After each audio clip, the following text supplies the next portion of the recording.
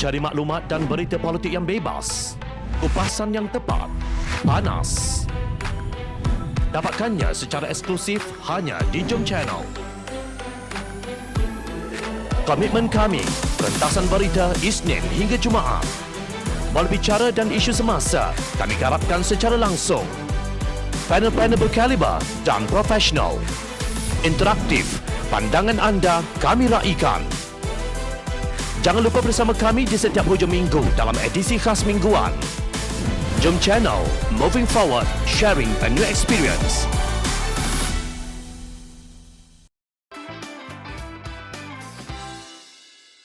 Jangan biarkan pengkhianatan berleluasa di negara ini.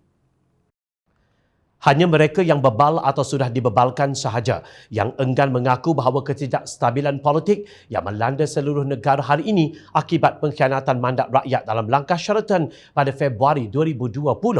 Satu dunia menjadi saksi bahawa tindakan yang didalangi Presiden Bersatu Tan Sri Mahyadin Mat Yassin dan bekas Timbalan Presiden Keadilan Datuk Seri Muhammad Azmin Ali bersama Presiden PAS Tan Sri Hadi Awang itu adalah kerana terdesak mahukan kuasa tidak kira bagaimana caranya sekalipun. Ketika Pakatan Harapan dan Kerajaan Persekutuan memeterai Memorandum Persefahaman MOU Transformasi dan Kestabilan Politik, Barisan Nasional sibuk merangka strategi demi kelangsungan politik sehingga berlakulah pilihan raya negeri Melaka dan kini pilihan raya negeri Johor. Dalam suasana negara masih berhadapan dengan COVID-19, nyawa rakyat dipertaruhkan sebagai bidak-bidak catur mereka. Malangnya perancang langkah Sheraton itu dikhianati oleh ahlinya sendiri apabila Ketua Bersatu Bahagian Tebrau Mazlan Bujang keluar dari parti yang dipimpinnya. Lalu berteriaklah Mahyadin dengan membangkitkan soal maruah. Masing-masing serba tidak kena sekarang ini. Baik buat UMNO, Bersatu termasuk PAS dengan itiknya dan segala jenis haiwan terus-menerus mempersoalkan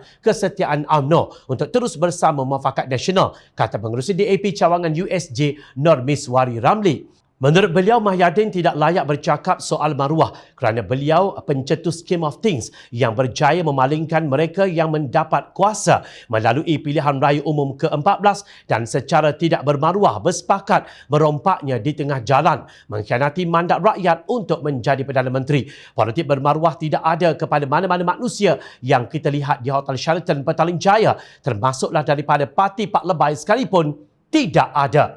Pemimpin Pakatan Harapan lebih bermaruah dalam berpolitik. Biarpun dizalimi dengan sepak terjang politik Malaysia yang kini tidak lagi mempunyai padang yang sama rata, pemimpin Pakatan Harapan kekal dengan politik bermaruah, tegasnya. Beliau berkata Pakatan Harapan menjadi kerajaan di persekutuan dengan memasuki dan memenangi PRU14. Kerajaan yang sah ini kemudiannya dirompak di tengah jalan, dikhianati melalui tipu muslihat dan imbuhan tanpa malu dan segan. Rompakan ini diketuai oleh mereka yang hari ini bercakap soal maruah di depan anak-anak bangsa kita yang telah memberi mandat melalui jalan demokrasi di pintu undi. Tidakkah mereka merasa malu pada diri mereka sendiri soalnya? Normiswari berkata biarpun kecewa dan marah dengan pengkhianatan ini, Pakatan Harapan tidak merusuh dan tidak melakukan kerosakan sehingga menjejaskan keindahan demokrasi. Sebaliknya, pertukaran Perdana Menteri berlaku sekali lagi selepas UMNO mengambil alih peranan dengan mengkhianati kerajaan yang dianggotai oleh mereka sendiri. Setiausaha politik ahli Parlimen segambut Hanayo itu melihat Pakatan Harapan berpegang teguh dengan perjanjian persefahaman yang ditandatangani bersama Kerajaan Persekutuan kerana menjaga maruah di mata rakyat jauh lebih utama walaupun berhadapan dengan pengkhianat. Kerana itu, Kerajaan Johor yang dipimpin Menteri Besar UMNO, Datuk Hasni Mohamad masih lagi boleh mentadbir walaupun hanya dengan satu majoriti sahaja. Bila menegaskan itulah janji pemimpin Pakatan Harapan Johor yang bermaruah bagi mengelak berlakunya pilihan raya negeri demi kebaikan rakyat Johor. Bermaruahkah kita jika masih mahu mengadakan pilihan raya ketika rakyat sedang menderita dengan keadaan ekonomi yang masih turun naik ini? Persoalan tersebut harus dijawab oleh bangsa Johor yang mempunyai harga diri dan maruah untuk dipertahankan dalam pilihan raya negeri kali ini. Bangsa Johor tidak lagi boleh membiarkan ahli-ahli politik yang tamak harta dan rakus kuasa serta menjadikan pengundi sebagai alat untuk memberikan mereka kuasa supaya kuasa tersebut boleh diagihkan kepada 2-3 kerat orang yang berada di sekeliling mereka. Bangsa Johor mempunyai maruah yang tidak boleh diperkotak-katikkan oleh ahli-ahli politik yang tanpa malu dan segan mendakwa mereka lah kononnya pembela bangsa dan agama. Sedangkan merekalah yang mensia-siakan dan membazirkan segala-galanya termasuk harta dan khazanah negara, warisan hutan dan masa berharga anak-anak bangsa. Demikian antara lain penegasan seorang ahli politik muda yang enggan tunduk kepada politikus yang berlagak kuasa itu. Harta mereka dan rakyat hanya menjadi khadam pemberi kuasa. Mahu dipanggil kita datang, mahu dihalau kita pergi. Langkah Sheraton kononnya untuk menyelamatkan negara dan bangsa Melayu. Namun apa yang berlaku? Hanya kebatilan dan kemungkaran yang bersimpang siur.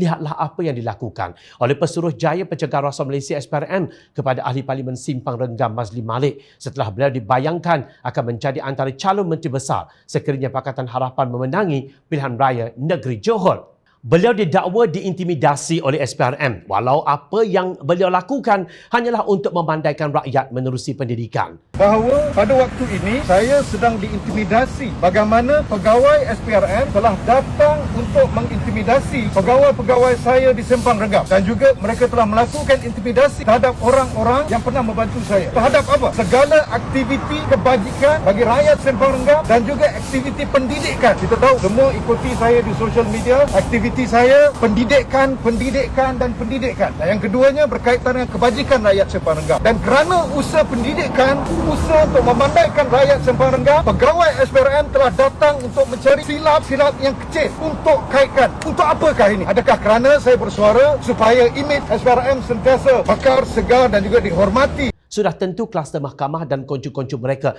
takut apa yang berlaku kepada Datin Seri Rosmah Mansor yang kini diperintah membela diri oleh Mahkamah Tinggi atas 3 pertuduhan rasuah membabitkan projek hybrid solar untuk 369 sekolah luar bandar di negeri Sarawak. Projek tersebut disiasat sebaik sahaja Mazli memegang jawatan sebagai Menteri Pendidikan Kerajaan Pakatan Harapan. Politikus Johor tidak perlu takut jika tiada jerangkung tersimpan dalam kabinet mereka. Pengundi bangsa Johor bertanggungjawab untuk membersihkan negeri berkenaan daripada politikus tidak bermaruah dan pengkhianat negara itu. Ingat, rakyat sentiasa memerhati.